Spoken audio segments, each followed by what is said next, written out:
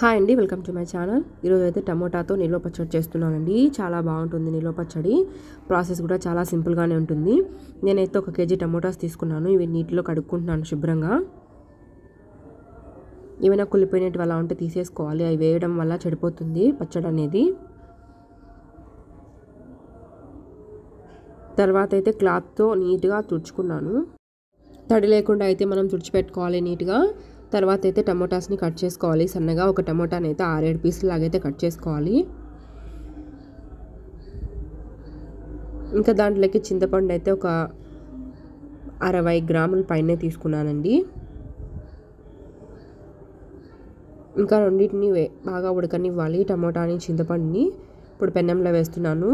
Oil వేయాల్సిన అవసరం ఏం లేదు, డైరెక్ట్ అలానే వేసేయాలి. చింతపండు వేసుకుంటున్నాను దాంట్లోనే డైరెక్ట్గా. దాంట్లో ఏం పీచు లేకుండా తీసేసి వీటిని బాగా ఉడకనివ్వాలి రెండింటిని. ఏవైనా కర్రీస్ చేసుకోలేనప్పుడు మనం టమాటా పచ్చడితోనే తినేయచ్చండి, అంత బాగుంటుంది. ఇంకా వీటిని బాగా హై ఫ్లేమ్లో ఉడకనివ్వాలి. మూత పెట్టేశాను. మధ్య మధ్యలో అడుగంటకుండా కలుపుకుంటూ ఉండాలి. టమోటా చింతపండు ఇంకా రెండు బాగా ఉడికిపోవాలి.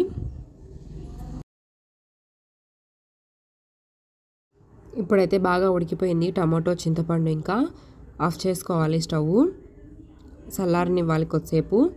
ఇప్పుడు నేనైతే కొన్ని ఆవాలు ఇంకా మెంతులు అయితే వేపుకుంటున్నాను. వీటిలోకి ఆవాలు మెంతులు పొడి అవసరం అవుతుంది.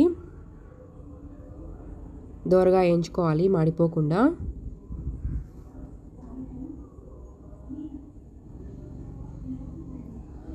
వీటిని కూడా కొద్దిసేపు చల్లారనివ్వాలి.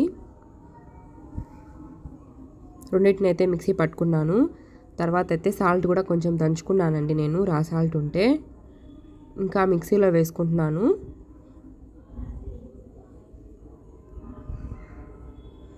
దీంట్లోకి అయితే ఒక 3 టేబుల్ స్పూన్ల కారం పొడి కూడా వేసుకున్నాను. మీరు కారం తినే దాన్ని బట్టి అయితే మనం కారం యాడ్ చేసుకోవచ్చు. కొంచెం స్పైసీగా ఉంటేనే బాగుంటుంది. ఇంకొక 1 టేబుల్ స్పూన్ వరకు అయితే పసుపు కూడా వేసుకోవాలి. దాని తర్వాత కొన్ని వెల్లుల్లి,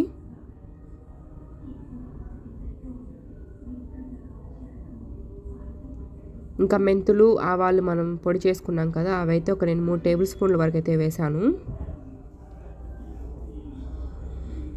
ఇంకా దీంట్లోకి సరిపడా అంత సాల్ట్ కూడా వేసుకోవాలి.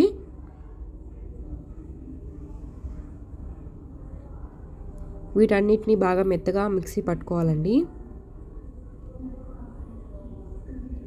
తర్వాత పెనం పెట్టుకొని ఆయిల్ వేసుకోవాలి.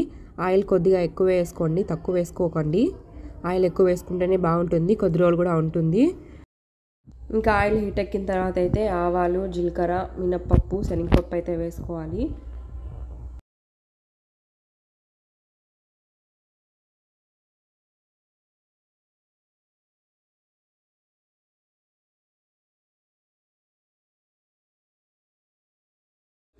ఆయిల్ అయితే ఈ పోపు మాడిపోకుండా చూసుకోవాలి. గోల్డెన్ కలర్లో వచ్చేంత వరకు అయితే బాగా వేపుకోవాలి.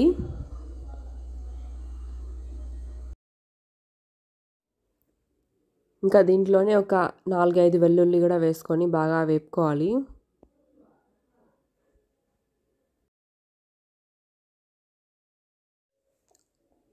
ఒక 3 ఒట్టిమిరపకాయలు ఇంకా కొంచెం కరివేపాకు కూడా యాడ్ చేసుకోవాలి.